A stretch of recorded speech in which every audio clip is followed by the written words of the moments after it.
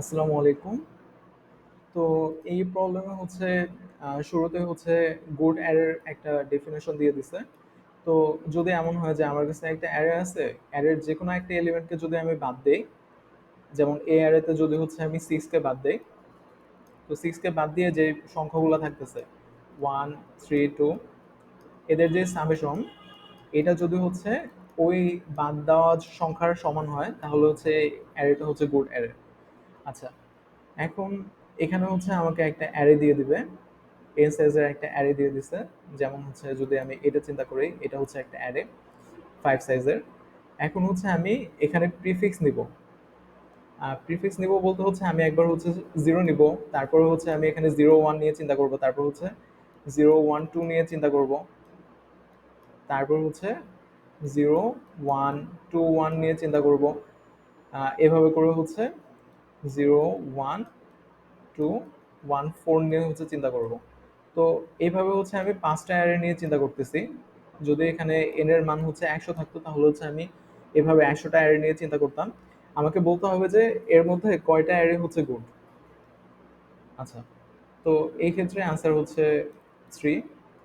কেন 3 এটা একটু যদি চিন্তা করি, এটা কিন্তু হচ্ছে গুড অ্যারে। এখান থেকে যদি হচ্ছে আমি 0 কে বাদ দিই তাহলে তো সাম 0 থাকতেছে, বাকি যেগুলা থাকে তাদের সাম। আচ্ছা, এটা হচ্ছে গুড না। তারপর এটাকেও হচ্ছে গুড অ্যারে বলা যায় না, এটা হচ্ছে গুড অ্যারে।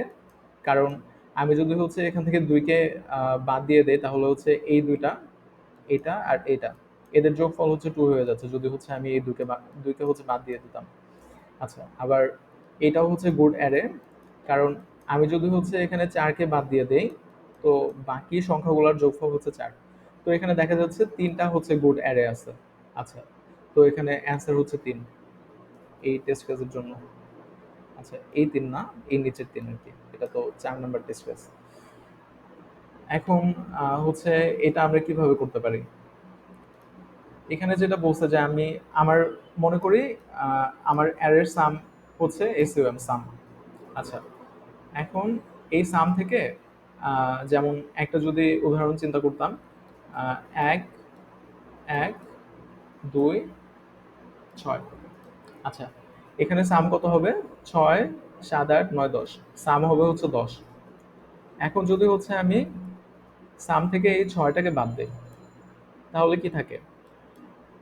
এই 6কে যদি আমি এক্স চিন্তা করি তাহলে হচ্ছে সাম মাইনাস এক্স এই বাকিগুলোর মধ্যে থাকে। তো এখানে কি বলছে যে সাম মাইনাস এক্স যেটা, এটা হচ্ছে এক্স এর সমান হতে হবে, মানে 6 এর সমান হতে হবে, এরকম কিছু একটা। তো সাম মাইনাস এক্স হচ্ছে যে যে সংখ্যাটা হচ্ছে আমি বাদ দিতে চাই ওই সংখ্যা বাদ দিলে বাকি যে সংখ্যাগুলো থাকে তাদের যোগফল। এই যোগফলটা হচ্ছে যে সংখ্যা আমি বাদ দিছি তার সমান হতে হবে। তার মানে বিষয়টা কি, যে সাম হচ্ছে এক্স প্লাস এক্স এর সমান হতে হবে, মানে 2x এর সমান হতে হবে।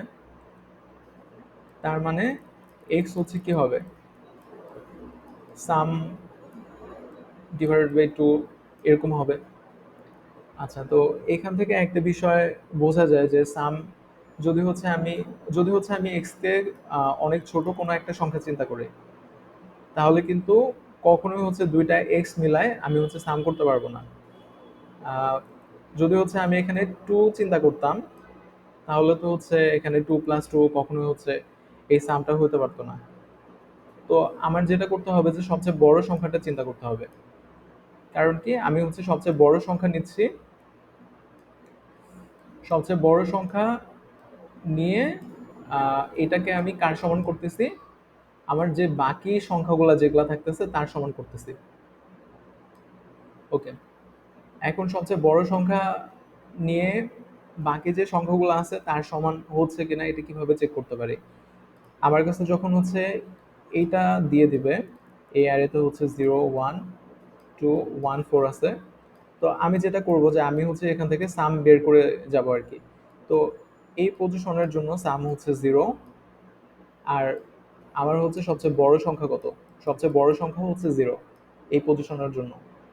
তো এখানে তো হচ্ছে এটা দেখা যাচ্ছে যে এক্স প্লাস এক্স,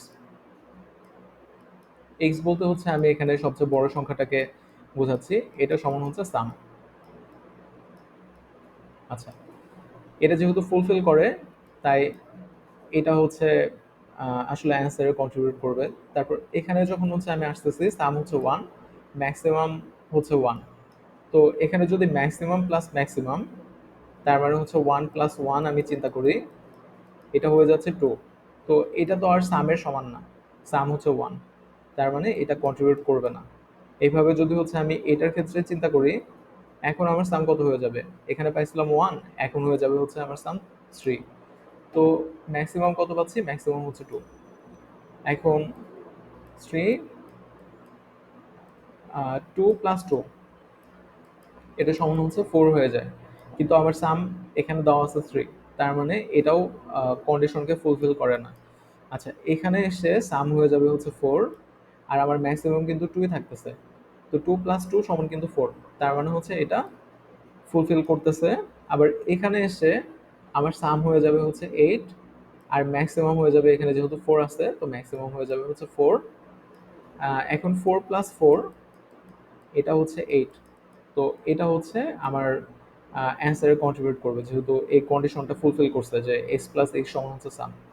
তো এখানে হচ্ছে আমার তিনটা হচ্ছে অ্যান্সারে কন্ট্রিবিউট করতেছে, তো অ্যান্সার হচ্ছে থ্রি হবে।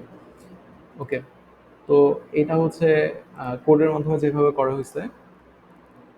তো শুরুতে হচ্ছে টেস্ট কেস নেওয়া হয়েছে, তারপর হচ্ছে অ্যারের সাইজ এটা হচ্ছে নেওয়া হয়েছে, তারপর হচ্ছে যেটা করা হয়েছে যে অ্যান্সারকে প্রথমে জিরো রাখা হয়েছে, যেহেতু আমি এখনো কোনোটাকেই নেই নাই।